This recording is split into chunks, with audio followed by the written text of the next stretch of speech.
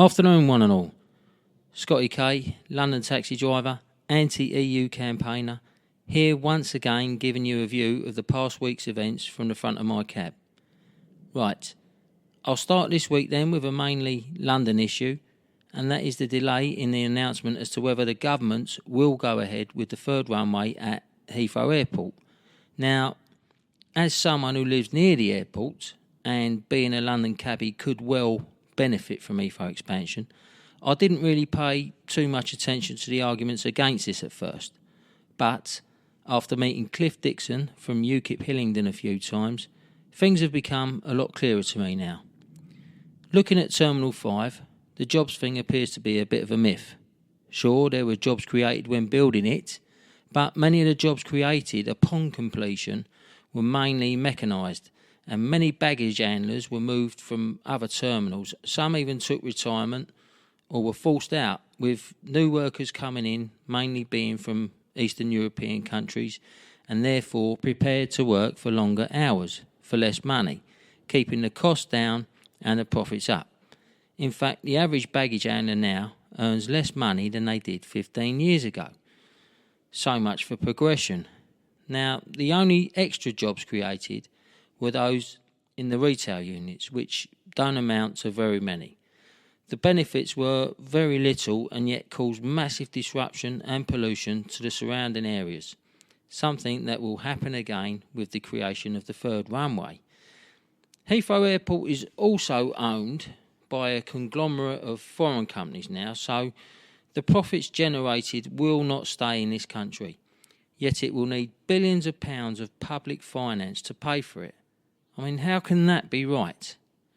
The better solution would surely be an extra, privately financed, I might add, runway at the much more rurally located Gatwick Airport, which is the busiest single runway airport in the world, so it's screaming out for expansion. Now, years ago, both Heathrow and Gatwick were owned by the same company, and if they hadn't been made to split up by the Monopolies Commission, I'm sure this would have been a goer, with maybe a high-speed rail link between the two.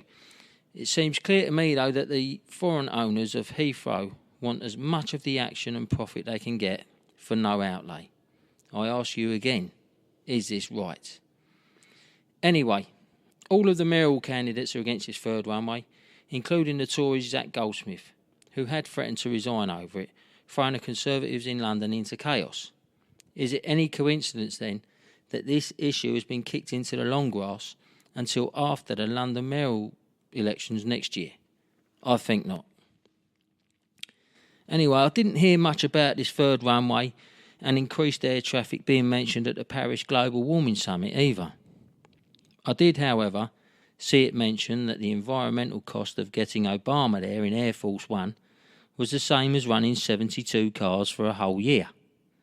And then they wonder why we doubt them and how serious they are about climate change.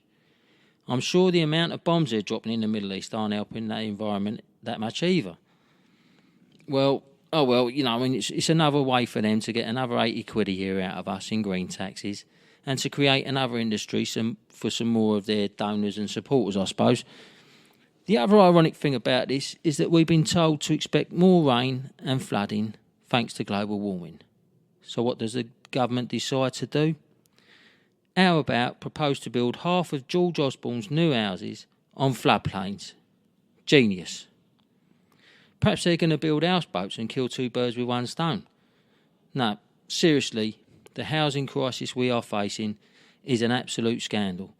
I saw a report from 2012 that showed 25% of Tory MPs, 15% of Lib Dems, and 12.5% of Labour MPs are now private landlords. Is it any wonder our politicians have been slow in solving the supply and demand problem we have, knowing that their property portfolios are rapidly increasing in value?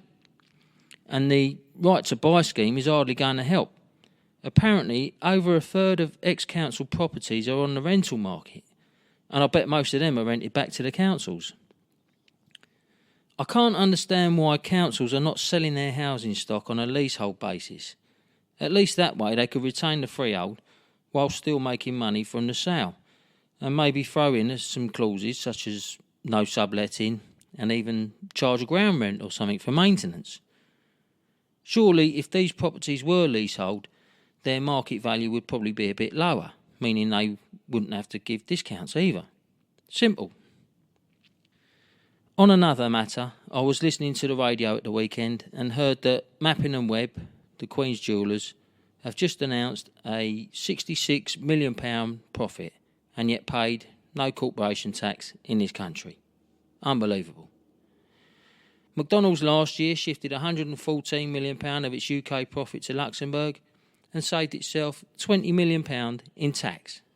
Now this is ridiculous. I'm sure some of you will say, well, if I had a business I'd be doing the same. But what you've got to realise is that this tax still has to come from somewhere, mainly us. The people in the middle doing an honest day's graft, doing the right thing, providing for and bringing up our families, doing what we're told and yet being hit from all sides, having to work harder and longer for less. Tesco's the other day was moaning about their profits falling for the first 6 months of this year compared to the same time last year by 55%. They only made £354 million profit. Only. They are still on course to make over £700 million profit in 1 year. What's going on?